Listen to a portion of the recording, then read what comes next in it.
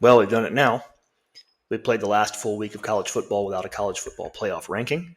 And so, as we put a bow on October, it is time for the Week 9 recap of the 2025 college football season from the Heavily Biased Top 10.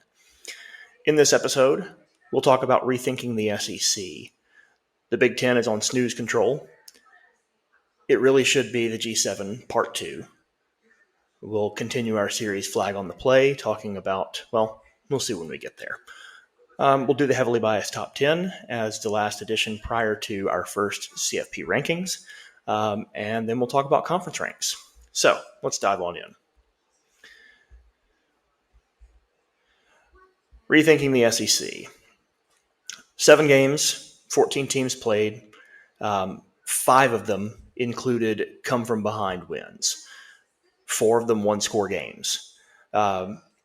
There are still 4 teams in the SEC sitting at X and 1, so at whichever number of games they played so far in the conference. Many of them have played their 5th game now, and so 4 and 1. But there are just 2 teams at 5-0, Texas A&M and Alabama, with 4 games in the season remaining, 3 conference games in the season remaining for most of them.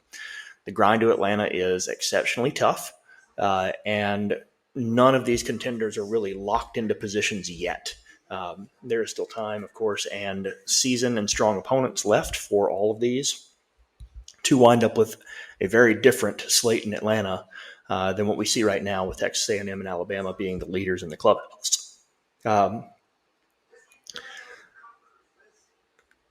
We are getting more clear pictures, bigger bodies of work, and a little bit more clarity as we go along. But as we do, we're also seeing several teams really emerge to the top that make it a little bit of muddy waters, just because you still have several games to go between them. Texas A&M might be the best team that I haven't paid good attention to. I can grant that the LSU team is underperforming. This was really expected to be kind of more from them. They have a very veteran quarterback. They had a group of receivers that are very good. Their defense has played much, much better than it has in previous years, but they just haven't gotten on track.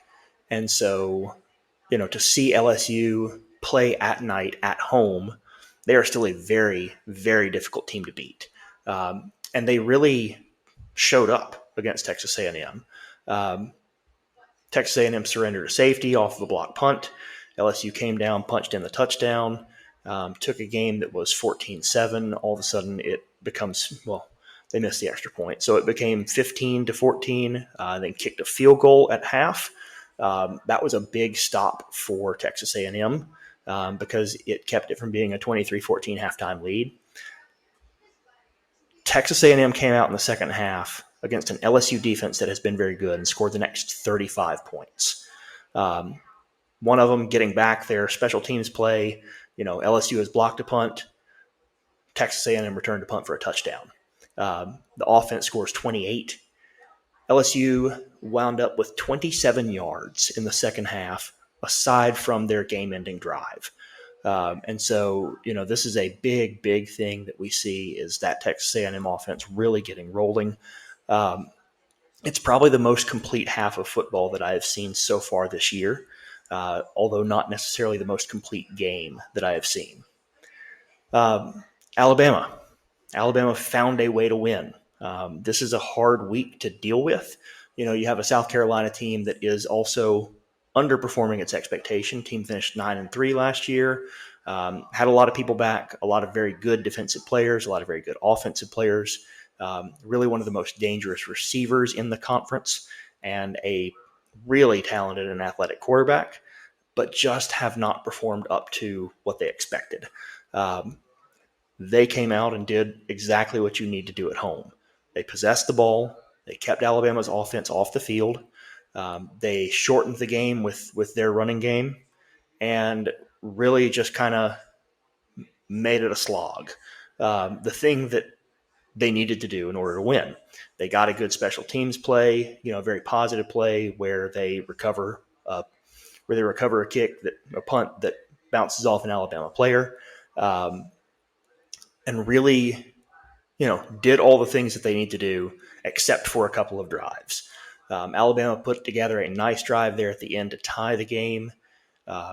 Came back, put in a good 2-point play that they looked very solid and sharp on, and then played complementary football.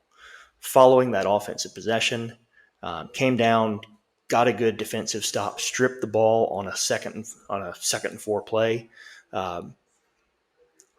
came up with the fumble, took that in for a touchdown, got a good special teams play on a nice squib kick that was fielded poorly, pinned South Carolina very, very deep in their own end with seconds to play, no timeouts, and needing to do things, and then came up with sacks.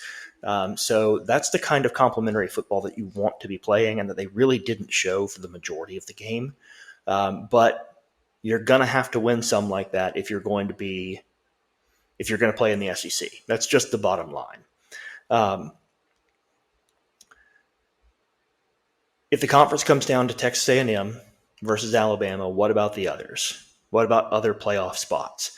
For several weeks now, I have ranked the SEC as potentially having a 5th playoff spot, as almost definitely having a 4th and potentially having a 5th. So let's talk about a few of these others and what would need to happen. Georgia still has a very tough couple of games on their schedule. They are idle this week before playing UF. Remaining games include Texas and Georgia Tech.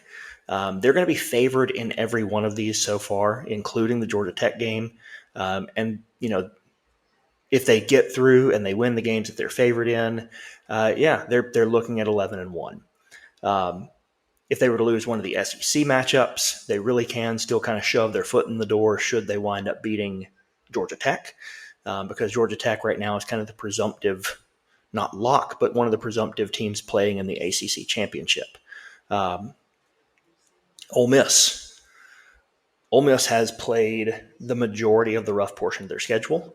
They're down a game to Georgia on direct play. So the likelihood that they're going to kind of backdoor their way into the SEC championship game is relatively small. They are also favored in all of their remaining games. And it's a real waltz in if you manage to finish the SEC season at 11-1. The only sticky spot for them would be if they take another loss and Georgia takes another loss, then they're stuck behind Georgia at 10-2. So that would be really kind of their way out if there are enough teams that really push for that spot. Vandy, Tennessee, and Texas. These are kind of some mutual exclusivity built in, but notice that that's for now probably a 5th spot in the SEC, which would really tighten that group. Tennessee goes 10-2. The easiest, cleanest thing is if Tennessee winds up 10-2, that means that they will have beaten Vandy. They will have beaten Oklahoma, which are both very solid along the way, and their 2 losses would have been to Georgia and Alabama, 2 presumptive teams for making the college football playoff. So that would be a pretty easy way in. Vandy has a hard road ahead of them. They still have Texas this week and Tennessee the last week of their schedule. But they sit right now with the cleanest record of the group because they're just the 1 loss. Texas is kind of the enigma out of these 3. Arch Manning played very well finally in the 4th quarter. Texas put up 24 points and gave up 7, so a 17-point deficit that they overcame to be able to get the game to overtime. Manning then had to leave the field due to an injury during overtime, and Texas still wound up winning that game. But that's against Mississippi State. And so this is not where you expect this team to be. That's not a team you expect to struggle with quite that way. That said, Mississippi State's record and South Carolina's fairly similar. So to say that Texas has lived up to the preseason hype of a number 1 ranking starting off AP, this is again why I do not do preseason rankings. But Texas is in a position where should they make it up to the end of the season, they would have to survive Vandy, Georgia, and Texas A&M in a 4-game stretch. If they wind up 10-2 with that, then they are definitely a lock for the playoffs. They might be able, depending on how things go and depending on who they manage to beat.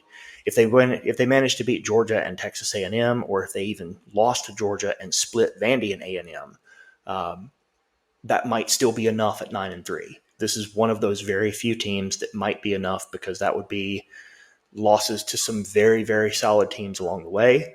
And it's just a possibility that that's kind of how this is going to play out. Big Ten on snooze control. Once again, every game in the Big Ten went according to standings. Last year I talked about the Big 12 and the way that the Big 12 was just boring. Everything in the Big 12 was just this whole long slog of no meaningful games. And you had a month and a half or more of just nothing that mattered. And I'm not letting the Big Ten slide on that either. It's far enough along in the season that you expect there to be some clarity for kind of how these teams are doing. And sure, there is. The entire league went to standings. However, my goodness, buy your tickets now. If you're going to go to the Big Ten championship game, go ahead and buy your tickets. If you're an Ohio State fan or an Indiana fan, because there's nothing left on their schedule. The best team that either of them play is Michigan, and that's, of course, Ohio State's final game.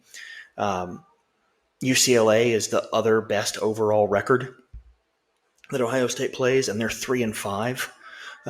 Penn State, Rutgers, and Purdue are combined 1-13 in conference play. And one of those is because Rutgers beat Purdue. So these teams that they've got in the last 5 weeks are just awful. Indiana's not any better. Their remaining schedule is 1-17 in conference play. They're 11-19 overall. These are bad teams. That's all there really is. And so these two are incredibly unlikely to wind up anywhere else other than the conference championship against one another. That said, there's only a handful of meaningful games really left in the season. And of course, for rivalry's sake, for things like that, you're probably going to sit down and see what happens with Michigan and Ohio State. But should Michigan lose that, that's their third loss. They're eliminated. Oregon sees another couple of games that could be kind of potential elimination games. I'll talk about this a little down the line to say how Oregon's actually done so far this year. Iowa versus Oregon is the first one up in that set. That is an elimination game for Iowa. Should they lose, it is their third loss. 9-3, not going to cut it. Oregon faces USC, and they face Washington down the stretch. Those two, just kind of depending on how they go, are also possible third loss games for Washington and USC, respectively. Either of those, again, 9-3, not going to do it out of the Big Ten, especially if there are enough teams in other conferences that are 10-2 or better. This conference just is not deep enough this year to provide the wiggle room for that. It just isn't there. Michigan would need to win out to have any meaningful shot of going to a college football playoff, and that includes beating Ohio State. They have the schedule to be able to do everything but that. Their opponents are 4-10 in conference play. So there's not a whole lot left. Like I said, Oregon's path is the hardest because they will take on USC, they'll take on Iowa, they'll take on Washington. So three other teams that are competitors with that X1 record, or that X2 record, depending on where they are, that are sitting in places where they might be able to make a run should things kind of play in their favor. All right. It should be the Group of 7, Part 2. This week we had some stability kind of in the Big 12. The Big 12 pretending that it's a stable league is not normal. But there's only one game that featured two of the X1s against each other, and that was Houston knocking off Arizona State. The rest of it was, again, kind of top versus bottom, and those played out for once sort of like we expect. The anomaly here, BYU had some drama going in with Iowa State. They were down 24-17 at half, but then outscored Iowa State 24-3 in the second half and just erased any actual drama. Potential Big 12 matchups going forward, we still have some volatility there for it being something besides our two current leaders, which is BYU versus Cincinnati, because BYU will play both Cincinnati and Texas Tech. And so that's a fellow 5-0 Cincinnati and a 4-1 Texas Tech that they'll both play, and Texas Tech can functionally play their way into the championship with that win. So there's a lot still kind of on the line for several of these. Houston is still in the mix, but is locked behind Texas Tech. They're done with the hard part of their schedule. They don't play BYU or Cincinnati. The ACC, shallow and uninteresting. Like this is a conference that the only thing that looked like it might matter this weekend was North Carolina outplayed Virginia, outplayed them handily, and had a couple of fumbles late on drives or interceptions late on drives that really kind of stalled them out in places where they could have gotten points. Wound up going into overtime. Virginia scored first, and North Carolina went for two. Got stopped at the 1, so they did not manage to convert the 2-point conversion. That I credit anybody who, especially as a home team and as an underdog, goes in and goes for it. That they try and take that shot to go ahead and win now. That said, come on. Like, Virginia almost found their way out of this mix. There are a group of teams in this that are X1s that are, going to play some interesting games down the stretch. Pitt is probably the most interesting as far as until they lose another game. However, Pitt's not favored in several of their games down the stretch. So let's see. Georgia Tech towards the end of the month. Georgia Tech will play Georgia at the end of the season. So Georgia Tech will finish their conference schedule a week early. Pitt winds up playing Notre Dame. They play Miami. They play Georgia Tech. And so this is a team that has a lot that they can play back into, but they're not going to be favored in any of those three. And so there's also the possibility that if they go out and just manage to win one of them, then they're going to be, in some decent shape. But again, this is a team that's probably not going to finish 10-2.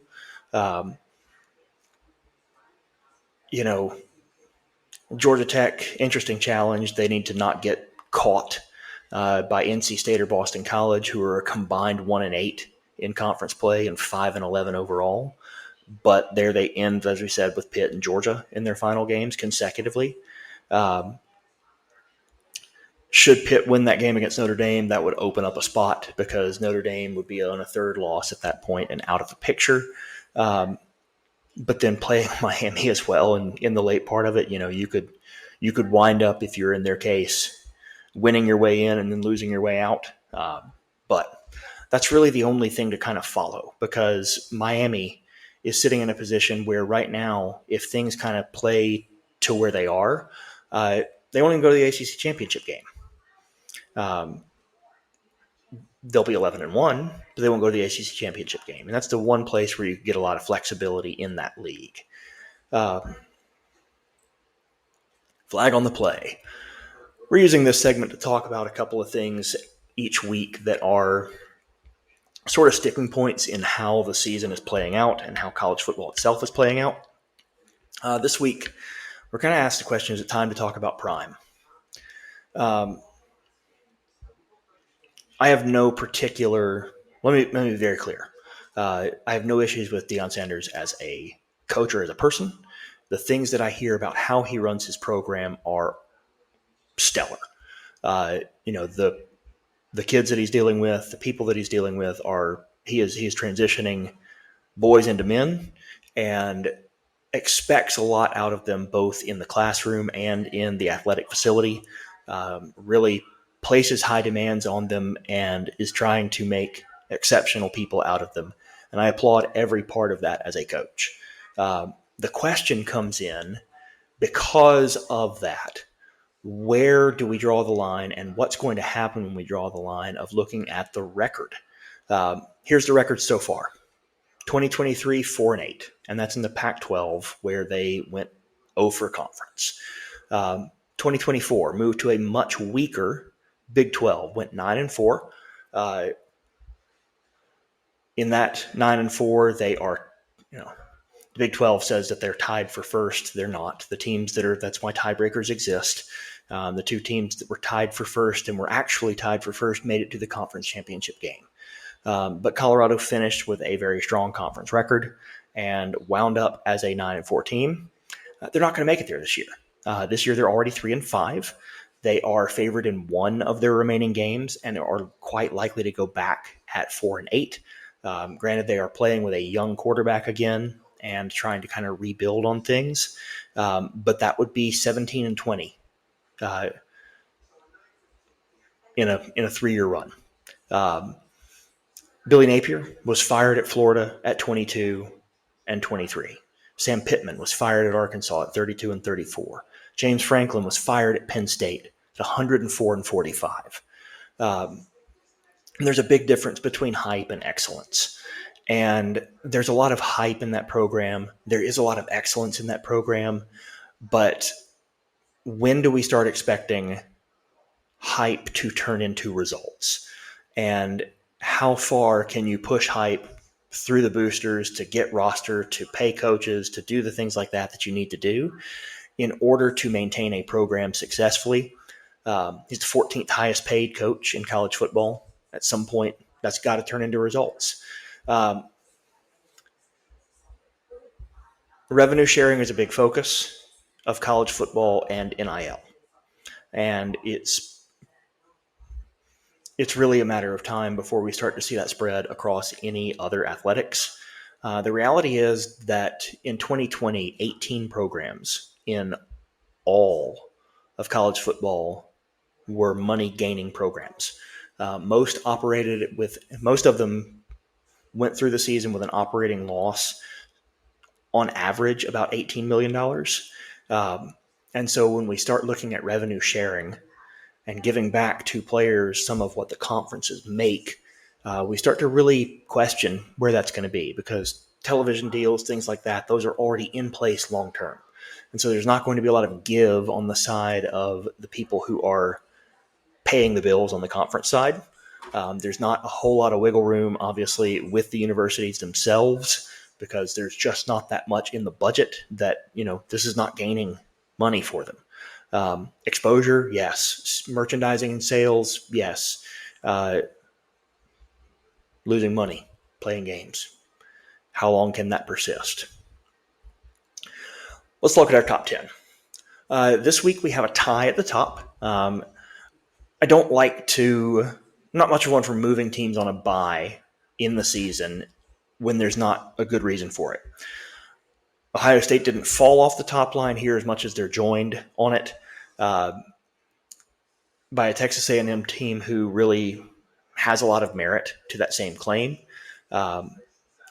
I went and broke down numbers for these and tried to kind of figure out who's played tougher schedules, who's done what so far. And these two teams are very similar, both in their overall strength of schedule thus far and kind of what their overall will be if the season ended right now. The fact of the matter is that OSU is still probably the most talented team that I have seen play. I don't think I've seen them play a complete game, but I don't think I've seen them need to. And so there's still a lot of room for growth potentially out of Ohio State. But there's also the Texas A&M schedule has been just slightly better. And going down and getting that big win at LSU, they've earned the right to be on that spot. Alabama comes in at number 3. And here's where we're both a bit biased and where we really start paying attention to numbers. As we said, Ohio State, Texas A&M, similar in the defeated opponents' wins. Similar in the total schedule win-loss. Those are 29 and 31. So like it's a very, very tight thing between those two. Alabama's defeated opponents. Now keep in mind, Alabama has lost a game. Alabama's defeated opponents, 34 wins. So the people that Alabama has beaten have a higher win total than either of the two teams ahead of them, and it is just that loss that keeps them off the top line. Metrics matter. Indiana, they're going to hold on to this spot in spite of my reservations about them. They played no Power 4 games out of conference. The remaining conference slate for them, as we said earlier, is 1-17 in the conference right now. It's just an absolute joke. 3/4 of the SEC and half a dozen other teams around the country. Texas Tech would love this schedule. Miami would love this schedule. Clemson would love this schedule. They don't have it. It belongs to a Big Ten team that is beating the people that they should beat and beating them badly. But I think there's a difference between beating the people that you should beat and being the best team on the field. We'll see what happens when they play somebody that actually has some meat to them. And that wasn't Oregon. And I'll tell you why when I get down to them. Georgia. Georgia comes in at number 5. Current comparisons between Georgia, Indiana, and Ole Miss are relatively similar only because the Bulldogs did not win their game against Alabama. It's the loss that pulls them a little bit off of that and is going to keep them behind Indiana for me. Their strength of schedule overall matches Alabama's right now as the top schedules in this entire list. Ole Miss comes in at number 6. They are locked behind Georgia because of a head-to-head loss. Georgia Tech comes up. This is again one of these that they slid up. They moved in just a little bit to get to that number 7 spot because of Oregon's defeated opponents. Oregon's defeated opponents, as we said, metrics matter. They were ahead of some of these last week. The teams that Oregon has beaten, the FBS teams that Oregon has beaten so far, have 16 wins between them. Let that one sink in. Oregon's defeated opponents, 8 games into the season, have 16 wins between them at the FBS level. They played an Indiana squad that's very good, and so the total number of wins that their opponents have is bumped up by that. They didn't win that game. Vandy, as we discussed above when we talked about Vandy and Texas A&M, or Texas A&M, Tennessee, and just kind of the last couple of spots for the SEC. Vandy has a lot to be able to prove in the last few weeks. Maybe not quite as much as Texas will have an opportunity to prove, but they will have their chances. BYU rounds out the top 10 at, they're the best team in the Big 12 right now. And we'll see how that goes as they play Texas Tech and Cincy in the next few weeks. Let's round this out with conference rankings. The SEC is at 4.4 this week. That is up 0.2. I still think that they have the best opportunity to put in this. I feel like it's going to be 4 teams not as a foregone conclusion, but that's really par right now for what the SEC is doing. And I think that they have the opportunity to go above that, especially considering some of the metrics that I gave you. The Big Ten down 0.3 to 3.4. I think that their chance of putting in 4 teams has diminished greatly. USC losing to Notre Dame put a big dent in things because it gave Notre Dame a really much needed infusion. A third loss there would have put them out.